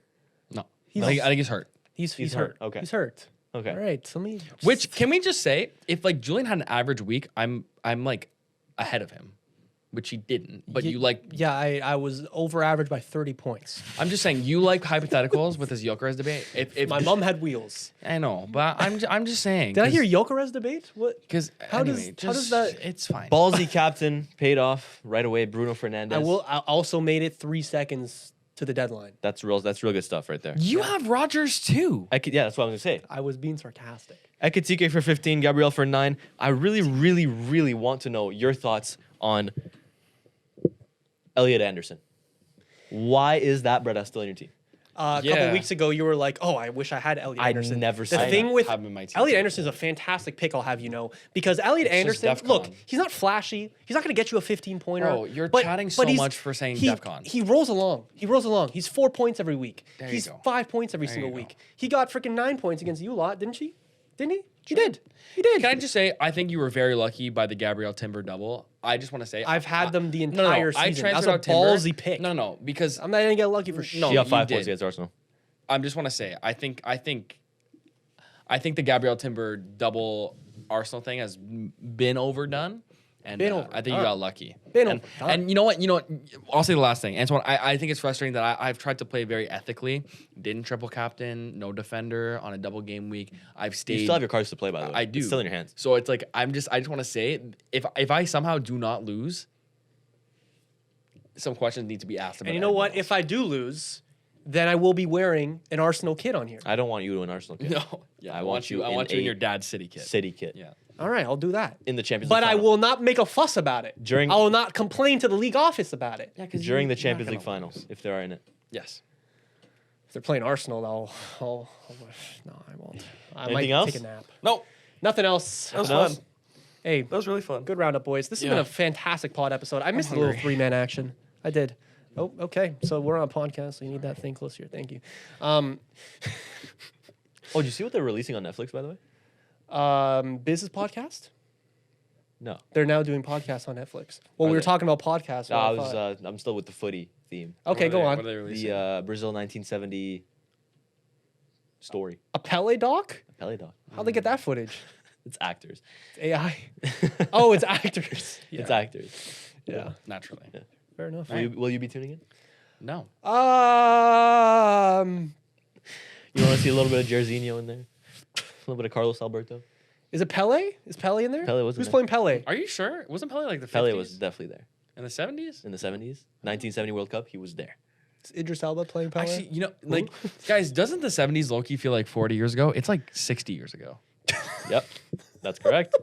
Like, it's not. It's, It is. It's like, It is. no, it's 56, but like 1970 was 56 years ago. Yeah, yeah. yeah. But it feels like it's like 40. Okay, we gotta wrap this up. My parents were born in the 70s, and they have like an accurate number as to Not the how old they 60s? are. I'm pretty sure my parents were born in '67. But for your information, Pele was playing in the 70s. Okay. In 1970. God damn, dude. Like football just wasn't the same. Just wasn't the same. I forgot. You guys have Pele hate. No. No, I You just, have Pele. Loki, No, I it's just- forgot he passed away for a second. I was like, bro, like I'd love to meet him one day. And I was like, wait. Let's wrap it up. No, genuinely. Go into But then I detail. remember when we saw. Remember we saw his. Oh wait, no, no one was there because I saw his statue in New York at the soccer Oh shit, shop. really? That's sick. Like the wax figure of him. New Yeah. York Cosmos. What? That's where he played. Oh yeah. What? Yeah.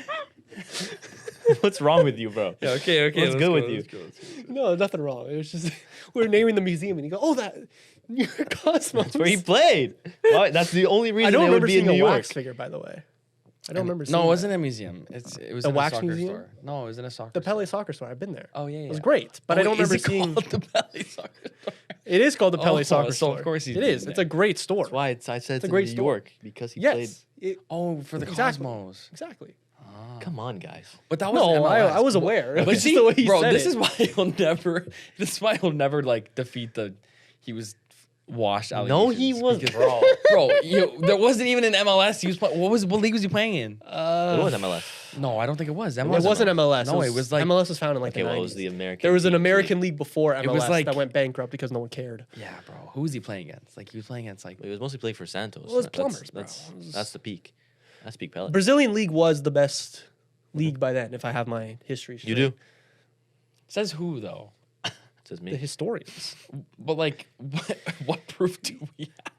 You know what? There actually is We proof. should put on a watch along. I'm down. We watch like I feel like would that get banned Genuinely? on like if we No. pulled up a historical game and live stream it? Maybe. I feel like that would actual game footage. How I do mean, you who think- owns? How it? do you think I do We'll try. in goal against like Pele's Brazil? Well, the greatest save of all time is a Gordon Banks save. No, it's just carried by the commentary, bro. No. Is that what I say? What a save! Oh, it is that one, right? Gordon. All right. That's pretty good. That's pretty good. Because he also has like the Like, he has the muff- D noise in his voice. Yeah, the D noise is crazy. No, it was the accent that everyone That's had crazy. back then. Well, so I don't know. I feel like you wouldn't. I feel like I'd be all right. I feel like I get scored on a lot, but I feel like I'd like if they had 20 shots on target, I'd save like Like you wouldn't I'd stop save a, 6 of them. But You also wouldn't think. stop a Rivellino free kick. Yo, bro. Why do you know? are your you shit? sure he's even Brazilian? Bro, yes. But also think you're playing in the mud. Like Yeah, it's true. it's like quicksand you're playing in. True. It's disgusting. But Why are you laughing? It's Quicksand, probably, bro. true. it is. It's It not. is. Well, I mean, like, Bro, what were the regulations? Like, Garincha was doing stuff with goats, from what I remember. So, What is this post pod segment? what? He was you don't know that Garincha? No, I know. He was I know into- that. He was into goat. You didn't know this? no. Okay, Don't- this is a that's different a- conversation. All I know about bro. Garincha is one leg was shorter. Yeah. Than the You'll other. know a few more things before we leave today. Oh. Maybe will we'll be cut an this. interesting Should night. I'm do we gonna need do to cut some this on the pod? I research. feel like we don't need Yeah, to we cut can this say on. on the pod. I mean, No, I don't know keep the that full story. No, neither do This is I. the deep I end. don't want to speculate. Yeah, me neither. I just know you wouldn't stop a Rivellino free kick. Yeah, fair. Yeah. Okay, let's leave. Yeah, what the enough. fuck was that, bro? Anyways, ladies and gentlemen, this has been another fantastic episode. No, you know of what? The I Sixth Yard. forgot. We need to tell people to like and subscribe at the beginning of the episode. We have to start doing No, that. but whenever I hear that, I click off. It's like, All right, fuck me then. Like and subscribe at the end of the episode. no.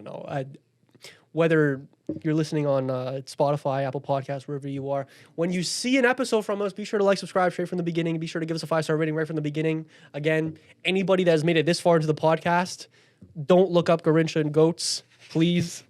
And among other things, we appreciate your loyalty watching all the way through the end. Ladies and gentlemen, this has been myself, Blake, and European champion, Antoine. Once again, not much longer. I'll be saying Not that, much buddy. longer, according to my Not much predictions. longer. You have like T-3 months. Yeah. Wow. And with that being said, we will see you all very, very soon. We out. Goodbye. Yeah.